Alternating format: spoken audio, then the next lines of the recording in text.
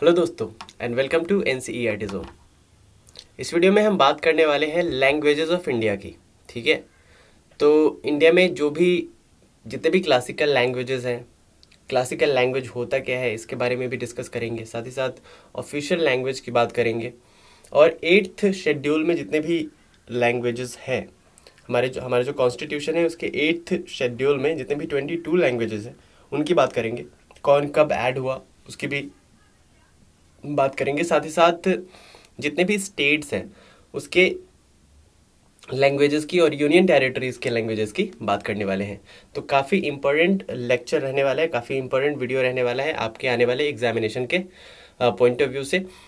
तो बहुत सारे एग्जाम्स आने वाले हैं, जैसा कि SSC, CDPO, BPSC, MPSC, CDS और भी बहुत सारे एग्जाम्स। तो जितने भी एग्जाम्स हैं जहाँ पे भी GS पूछा जाता है उन सारे एग्जामिनेशन के पॉइंट ऑफ व्यू से काफ़ी इंपॉर्टेंट रहने वाला है ये लेक्चर। तो बने रहिए हमारे साथ वीडियो के एंड में। अगर वीडियो आपको अच्छी लगती है तो लाइक ज़रूर करिएगा, कमेंट करके बताइएगा, शेयर करिएगा अपने दोस्तों के साथ। साथ ही साथ चैनल पर नए हैं तो सब्सक्राइब का बटन दबा दीजिएगा। चलिए बात करते हैं लैंग्वेजेस ऑफ इंडिया की। किसकी? लैंग्वेजेस ऑफ इंडिया की बात करते हैं। तो देखिए, अगर हम बात करें तो हमने क्या क्या शुरू में ही बात करी। क्लासिकल लैंग्वेज सबसे पहले है, उसके बाद ऑफिशियल लैंग्वेज है, लैंग्वेज इन 8th शेड्यूल है और languages of states and union territories है। तो एक एक करके सबकी हम बात करेंगे, ठीक है, इस वीडियो में। तो चलिए सबसे पहले हम बात करते हैं ऑफिशियल क्लासिकल लैंग्वेजेस की। तो क्लासिकल लैंग्वेजेस की अगर हम बात करें तो क्लासिकल लैंग्वेजेस होता क्या है, क्लासिकल लैंग्वेज हम किसे कहते हैं उसकी बात कर लेते हैं। लेट मी एक बार मैं पेन ले लूँ, उसके बाद हम बात करते हैं आगे की। तो चलिए अब हम देखते हैं एक एक करके सारे लैंग्वेजेस को।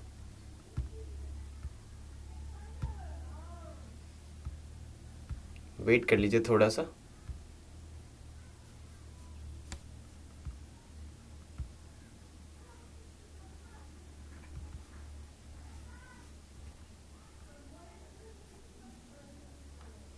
बस थोड़ा सा वेट कर लीजिए।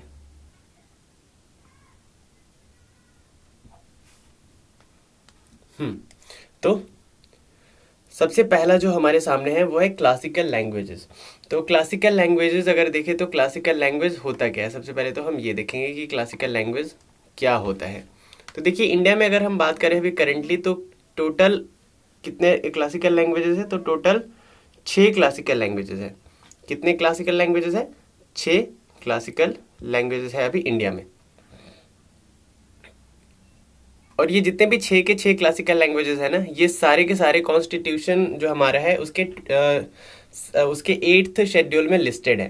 ठीक है, all these classical languages are listed in the 8th schedule of the constitution. Okay, अब ये क्लासिकल लैंग्वेज होता क्या, सबसे पहले तो ये समझने की बात है। तो तमिल को कौन कौन से है पहले ये देख लेते हैं। तमिल, इसको 2004 में क्लासिकल लैंग्वेज क्या कर दिया गया था, डिक्लेयर कर दिया गया था। साथ ही साथ संस्कृत को 2005 में और कन्नड़ा को 2008 में क्लासिकल लैंग्वेज क्या कर दिया गया था, डिक्लेयर कर दिया गया था। उसके बाद तेलुगु को 2008 में, मलयालम को 2013 में और उड़िया को 2014 में क्लासिकल लैंग्वेज घोषित कर दिया गया था। तो कितने क्लासिकल लैंग्वेज है? 6 है। कौन कौन से हैं? तमिल है, संस्कृत है, कन्नड़ा है, तेलुगु है, मलयालम है एंड उड़िया है। तो ये 6 क्लासिकल लैंग्वेज है और 6 के 6 क्या है, हमारे 8th शेड्यूल में, कॉन्स्टिट्यूशन के 8th शेड्यूल में लिस्टेड है। उसके बाद बात करते हैं कि क्लासिकल लैंग्वेज का जो दर्जा है ये कौन प्रोवाइड करता है किसी भी लैंग्वेज को। तो मिनिस्ट्री ऑफ कल्चर प्रोवाइड करता है गाइडलाइंस। जिस गाइडलाइंस पे खरा उतरने के बाद, जिस गाइडलाइन को के जितने भी क्राइटेरियाज है उसको फुलफिल करने के बाद वो लैंग्वेजेस को दर्जा मिल जाता है क्लासिकल लैंग्वेज का। तो आइए समझते हैं क्लासिकल लैंग्वेज कौन कौन से है, वो तो हमने देख लिया। अब क्लासिकल लैंग्वेज होता क्या है वो हम देख लेते हैं। ठीक है, कि क्लासिकल लैंग्वेज कहते किसको है वो देखते हैं। तो ऐसे लैंग्वेज जो कि अर्ली जो टेक्स्ट थे हमारे, ठीक है, जैसे वैदिक कल्चर वगैरह, इनमें जो टेक्स्ट थे, उसके अलावा जो रिकॉर्डेड थे history over a period of 1500 to 2000 years. तो जो अर्ली टेक्स्ट हमारे हैं जैसे वेदास हो गए, उपनिषद्स हो गए, कहीं ना कहीं अगर किसी लैंग्वेज का उसमें जिक्र मिलता है या फिर ये लैंग्वेजेस उसमें पाए जाते हैं रिकॉर्डेड फॉर्म में, टेक्स्ट के फॉर्म में, तो हम उन लैंग्वेजेस को क्या कहते हैं, क्लासिकल लैंग्वेज कह सकते हैं। ठीक है। A body of ancient literature text which is considered a valuable heritage by generation of speakers. ठीक है। द लिटरेरी ट्रेडिशन भी original and not borrowed from another speech community. ऐसे लैंग्वेज जिनका जो लिटरेरी ट्रेडिशन है, ठीक है, वो ओरिजिनल है, ना कि किसी और स्पीच से या किसी और कम्युनिटी से बोरोड है। मतलब वो लैंग्वेजेस जो कि अपने आप में यूनिक है, अपने आप में ओरिजिनल है, और पुराने टेक्स्ट्स में, पुराने वेदास में इनका जिक्र कहीं ना कहीं मिलता है। तो ऐसे लैंग्वेज को हम कहते हैं क्लासिकल लैंग्वेजेस। ठीक है। उम्मीद करता हूं आपको समझ में आया होगा। क्लासिकल लैंग्वेज के लिटरेचर्स की बात करें तो आजकल का जो मॉडर्न लिटरेचर है ना, उससे काफी अलग पाया जाता है। तो क्लासिकल लैंग्वेज होता क्या है ये आपने समझ लिया। साथ ही साथ कितने क्लासिकल लैंग्वेजेस हैं, तो 6 हैं। कौन कौन से हैं वो भी आपने देख लिया। अब हम आगे बढ़ते हैं। नेक्स्ट है, अगर किसी लैंग्वेज को, किसी भाषा को क्लासिकल लैंग्वेज का जो दर्जा है वो मिल जाता है, ठीक है, तब क्या फायदा होता है उस लैंग्वेज को। तो देखिए, जब किसी लैंग्वेज को नोटिफाई कर लिया जाता है कि वो लैंग्वेज क्लासिकल लैंग्वेज है, तो human resource and develop ministry जो है, डेवलपमेंट मिनिस्ट्री, वो क्या करती है, कुछ बेनिफिट्स प्रोवाइड करती है क्लासिकल लैंग्वेजेस को। क्या क्या वो बेनिफिट्स है। तो पहला बेनिफिट है 2 major annual international awards for scholars of eminence in classical Indian languages. उन क्लासिकल लैंग्वेजेस में 2 मेजर अवार्ड्स दिए जाते हैं हर साल किसी एक उस क्लासिकल लैंग्वेज के स्कॉलर को, विद्वान को, जो उस भाषा को जानता है या उसके क्षेत्र में काम कर रहा है। ठीक है। तो पहला तो प्रोत्साहन ये हो गया, पहला बेनिफिट ये हो गया क्लासिकल लैंग्वेज का। ठीक है। उसके बाद है अ centre of excellence for studies in classical language is setup. मतलब कुछ सेंटर्स खोले जाते हैं, लाइक यूनिवर्सिटीज में, जैसे बड़ी बड़ी यूनिवर्सिटीज़ हो गई, सेंट्रल यूनिवर्सिटीज़ हो गई, बड़े बड़े कॉलेजेस में क्या किए जाते हैं, सेंटर ऑफ एक्सीलेंस खोला जाता है जहाँ पे उन लैंग्वेजेस की पढ़ाई करवाई जाती है। तो जो लोग क्लासिकल लैंग्वेज, जैसे तमिल क्लासिकल लैंग्वेज है, तो तमिल की शिक्षा लेना चाहता है, तो वो किसी ऐसे सेंटर ऑफ एक्सीलेंस में जाकर के क्या कर सकता है, पढ़ाई कर सकता है उस क्लासिकल लैंग्वेज की। तो दूसरा फायदा ये है। उसके बाद है the university grants commission is requested to start with at least in the central university, जैसा मैंने बताया, a certain number of professional chairs for the classical language so declared.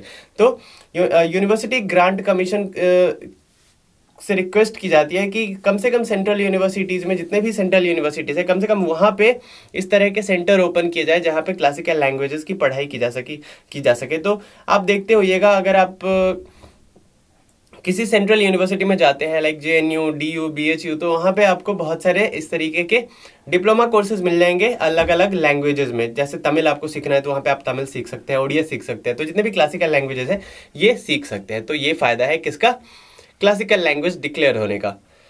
उसके बाद आगे बात करते हैं। तो ये तो हमने बात कर ली क्लासिकल लैंग्वेजेस की। एक बार रिकॉल करते हैं कितने क्लासिकल लैंग्वेजेस है। 6 क्लासिकल लैंग्वेजेस है। उसका फायदा क्या होता है और क्लासिकल लैंग्वेज कहते किसे हैं, ये सब हमने देख लिया। अब बात करते हैं ऑफिशियल लैंग्वेज की। ऑफिशियल लैंग्वेज क्या होता है, तो देखिए आर्टिकल 343 जो है इंडियन कॉन्स्टिट्यूशन का, ये स्टेट करती है, ये बताती है कि जो ऑफिशियल लैंग्वेज होगा यूनियन का मतलब यहाँ पे किससे है, यहाँ पे यूनियन का मतलब इंडिया से है। किससे है, इंडिया से है। तो भारत का जो ऑफिशियल लैंग्वेज होगा वो हिंदी होगा, जो कि देवनागरी स्क्रिप्ट में लिखी जाती है। साथ ही साथ ऑफिशियल यूज के लिए इंग्लिश का भी इस्तेमाल कर सकते हैं।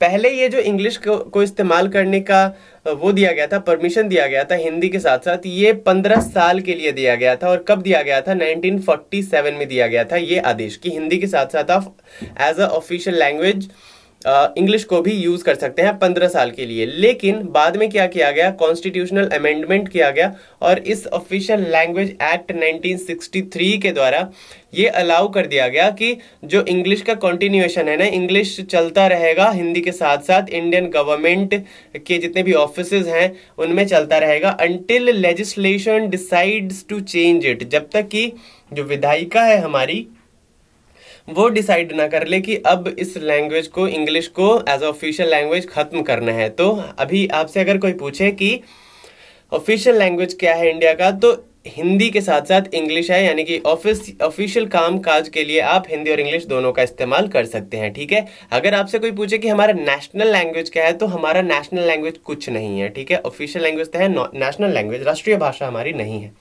क्यों? क्योंकि बहुत सारी भाषाएं हमारे देश में बोली जाती है, जिसकी वजह से किसी एक भाषा को राष्ट्रीय भाषा घोषित करना उचित नहीं है।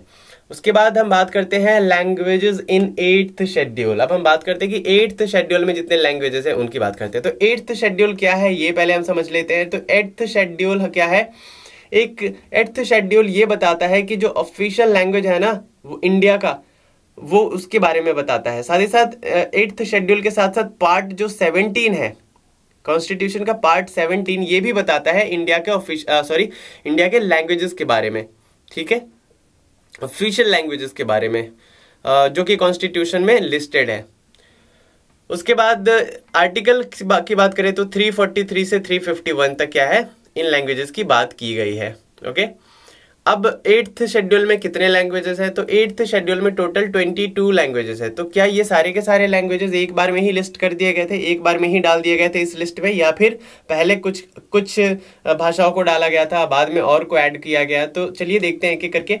सबसे पहली बात करें तो जब ये लिस्ट प्रिपेयर हुआ था तो उस टाइम पे सिर्फ और सिर्फ 14 लैंग्वेजेस को इसमें ऐड किया गया था, ठीक है। उन लैंग्वेजेस में एक तो आसामी है, उसके बाद बंगाली है, गुजराती है, हिंदी, कन्नड़ा, कश्मीरी, कोंकणी, मलयालम, मणिपुरी, मराठी, नेपाली, ओडिया, पंजाबी, संस्कृत, सिंधी, तमिल, तेलुगु, उर्दू, बोडो, संथाली, मैथिली एंड डोगरी। ये सारे के सारे तो 22 लैंग्वेजेस हैं जो कि 8th में शेड्यूल है। लेकिन अगर हम बात करें कि इनिशियली कितने थे, तो इनिशियली सिर्फ और सिर्फ 14 थे, ठीक है। 15वीं लैंग्वेज जो ऐड हुई इस लिस्ट में वो थी सिंधी, ये 15th लैंग्वेज बनी। तो आपसे अगर पूछा जाए एग्जाम में कि 15th लैंग्वेजेस कौन सी है जो कि 8th शेड्यूल में ऐड की गई थी, तो वो है सिंधी। और इसे कब ऐड किया गया था? इसे 1967 में ऐड किया गया था। और जब भी कुछ ऐड किया जाएगा कॉन्स्टिट्यूशन में या फिर कुछ हटाया जाएगा, तो आपको ये बात पता है कि क्या किया जाता है कॉन्स्टिट्यूशन में, अमेंडमेंट्स किए जाते हैं। तो ये अमेंडमेंट कौन सा था? 21st अमेंडमेंट था जो कि 1967 में हुआ था। और इस अमेंडमेंट की मदद से सिंधी लैंग्वेज को as a 15th language add किया गया था। किसमें? लिस्ट 8 शेड्यूल 8 में। ओके, उसके बाद 3 और लैंग्वेजेस को ऐड किया गया। वो 3 लैंग्वेजेस थी कोंकणी, मणिपुरी और नेपाली। इन 3 लैंग्वेजेस को ऐड किया गया 71st अमेंडमेंट के द्वारा 1992 में। वेरी वेरी इंपॉर्टेंट पॉइंट्स, ये सारे पॉइंट्स आपको याद रखने हैं, सारे के सारे एग्जामिनेशन पॉइंट ऑफ व्यू से मस्ट है, ठीक है। तो याद रखने हैं आपको। कोंकणी, मणिपुरी और नेपाली को 71st अमेंडमेंट एक्ट 1992 के मदद से ऐड किया गया था। उसके बाद 4 लैंग्वेजेस को ऐड किया गया। और ये हर एग्जाम में, मतलब ज्यादातर एग्जाम्स में ये पूछ लिया जाता है, फ्रिक्वेंटली आस्क्ड क्वेश्चंस जो कहते हैं ना, वो ये है, ये सारे पॉइंट्स। और खास करके ये जो लास्ट पॉइंट है वो ये पूछा जाता है कि इनमें से किस भाषा को, आपसे ऐसा पूछ लिया जाएगा कि 92nd अमेंडमेंट 2003 के द्वारा इनमें से किन भाषाओं को ऐड नहीं किया गया था। और उन 3 तो इनमें से कोई दे देगा और एक कुछ और दे देगा, ठीक है। इस तरीके से क्वेश्चंस पूछ लिए जाते हैं। तो 2003 में जो अमेंडमेंट हुआ था, 92nd अमेंडमेंट जो हुआ था 2003 में, इसके मदद से जोड़ा गया था बोडो को, डोगरी को, मैथिली को और संथाली को। तो याद रखिएगा, बोडो, डोगरी, मैथिली, संथाली को एक साथ ऐड किया गया था 2003 में, जो कि विच केम इनटू फोर्स इन 2004। तो अब आपको समझ में आ गया होगा कि 8th शेड्यूल क्या है, इनमें कितने भाषाएं हैं, कौन कौन सी है, साथ ही साथ किसको कब ऐड किया गया था। उम्मीद करता हूं ये वाला आपको समझ में आया होगा। आगे बढ़ते हैं। अब हम बात कर लेते हैं हमारे जो स्टेट्स हैं, इंडियन स्टेट्स, उनके ऑफिशियल लैंग्वेजेस की, ठीक है। तो सबसे पहला स्टेट हमारे सामने आंध्र प्रदेश। आंध्र प्रदेश के लैंग्वेज की बात करें तो वो है तेलुगु और Urdu are the official languages. उसके अलावा अरुणाचल प्रदेश का जो लैंग्वेज है मोनपा, मिजी, नईशी और डाफिया। उसके बाद आसाम का लैंग्वेज क्या है? आसामी। बिहार को बिथार हो गया यहाँ पे, तो इसको आपको क्या कर लेना है, टी को एलिमिनेट कर देना है, इट्स बिहार नॉट बिठार। तो बिहार का जो ऑफिशियल लैंग्वेज है वो है ये this are not official language, ये बस लैंग्वेज है, ठीक है। इसको एज ऑफिशियल लैंग्वेज आपको नहीं पढ़ना है। ऑफिशियल लैंग्वेज तो जो कामकाज की भाषाएं होती है वो होती है। तो ये जो लैंग्वेजेस है वो है हिंदी और भोजपुरी। साथ ही साथ अगर आप ऑफिशियल लैंग्वेज की बात करें स्टेट्स की, तो वो हो जाएगा हिंदी और उर्दू, ठीक। तो यहाँ पे हम ऑफिशियल लैंग्वेज नहीं पढ़ रहे, बस हम लैंग्वेजेस पढ़ रहे हैं। हिंदी, भोजपुरी, साथ ही साथ और भी रीजनल लैंग्वेजेस जो बोली जाती है, जैसे मैथिली बोली जाती है, मगही बोली जाती है जो कि मगध क्षेत्र में बोली जाती है, साथ ही साथ वज्जिका बोली जाती है, ठीक। और क्या बोली जाती है, अंगिका बोली जाती है। तो बहुत सारी लैंग्वेजेस बिहार में बोली जाती है। छत्तीसगढ़ की बात करें तो हिंदी बोली जाती है, छत्तीसगढ़ी भी बोली जाती है। गोवा की बात करें तो कोंकणी और मराठी बोली जाती है। गुजरात में गुजराती बोली जाती है। हरियाणा में हिंदी और पंजाबी बोली जाती है। ओके। उसके बाद हिमाचल प्रदेश की बात करें तो हिंदी और पंजाबी। जम्मू कश्मीर में डोगरी और कश्मीरी बोली जाती है। झारखंड में हिंदी और भोजपुरी बोली जाती है, ठीक। उसके अलावा कर्नाटका में कन्नड़ा, केरला मलयालम बोली जाती है। मध्य प्रदेश में हिंदी बोली जाती है। महाराष्ट्र में मराठी बोली जाती है। मणिपुर में मणिपुरी, मेघालय में गारो, इंग्लिश और खासी बोली जाती है। इसके अलावा मिजोरम में मिजो एंड इंग्लिश बोली जाती है। Nagaland Chang, Lotha and Ao, this are the languages, ठीक। ओडिशा में ओरिया बोली जाती है। पंजाब में पंजाबी, राजस्थान में हिंदी और राजस्थानी, सिक्किम में राजस्थानी। इसके अलावा भी बहुत सारे लैंग्वेजेस, मारवाड़ी हो गया, जयपुरी हो गया, बहुत सारे लैंग्वेजेस है, ठीक है। सिक्किम में भूटिया और नेपाली, तमिलनाडु में तमिल, त्रिपुरा में बंगाली और मणिपुरी, उत्तर प्रदेश में हिंदी, उर्दू, भोजपुरी भी बोली जाती है उत्तर प्रदेश में। उत्तराखंड में हिंदी बोली जाती है। वेस्ट बंगाल में बंगाली बोली जाती है, हिंदी भी बोली जाती होगी। अब बात कर लेते हैं यूनियन टेरिटरीज की। तो अंडमान एंड निकोबार आइलैंड्स में क्या क्या बोली जाती है, इंग्लिश और हिंदी बोली जाती है। उसके अलावा चंडीगढ़ की बात करें तो इंग्लिश बोली जाती है। Dadra and Nagar Haveli and Daman and Diu की बात करें तो गुजराती, कोंकणी, मराठी बोली जाती है। दिल्ली की बात करें तो हिंदी, इंग्लिश बोली जाती है। और अदर सेकंड ऑफिशियल लैंग्वेज यहाँ का उर्दू एंड पंजाबी है। लक्षद्वीप की बात करें तो मलयालम और अदर है इंग्लिश। जम्मू एंड कश्मीर का कश्मीरी, डोगरी, हिंदी, उर्दू और इंग्लिश। लद्दाख की बात करें तो हिंदी और इंग्लिश। और पुडुचेरी की बात करें तो Tamil, French and English. And second official language की बात करें तो तेलुगु एंड मलयालम। तो ये कुछ लैंग्वेजेस है जो कि इन यूनियन टेरिटरीज में बोली जाती है। तो इस वीडियो में हमने क्या क्या देखा, इस वीडियो में हमने देखा ऑफिशियल लैंग्वेज क्या है, क्लासिकल लैंग्वेज क्या होते हैं, कौन कौन से है, कैसे दर्जा मिलता है, क्या क्या बेनिफिट्स है। उसके अलावा हमने देखा कि यहाँ पे जो 8th शेड्यूल है उसमें कितनी भाषाएं हैं और किसको कब ऐड किया गया था। और ऑफिशियल लैंग्वेज तो हमने देख ही लिया, साथ ही साथ अलग अलग स्टेट्स के लैंग्वेजेस को हमने देखा, यूनियन टेरिटरीज के लैंग्वेजेस को हमने डिस्कस किया। तो उम्मीद करता हूँ वीडियो आपको पसंद आई होगी। पसंद आई तो बस जो मैंने शुरू में बताया था आपको वही काम करना है। मिलते हैं नेक्स्ट वीडियो में। Till then bye bye and take care. साथ ही साथ एक सेकंड कुछ और भी बताना चाहूंगा मैं आपको।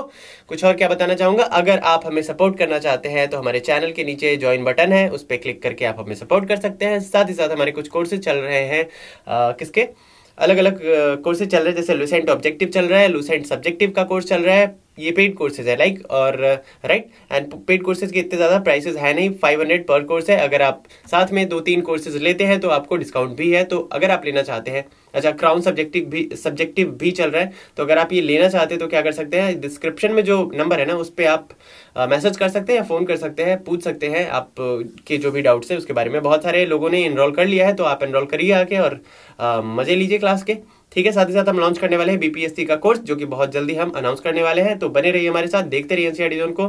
Bye bye and take care.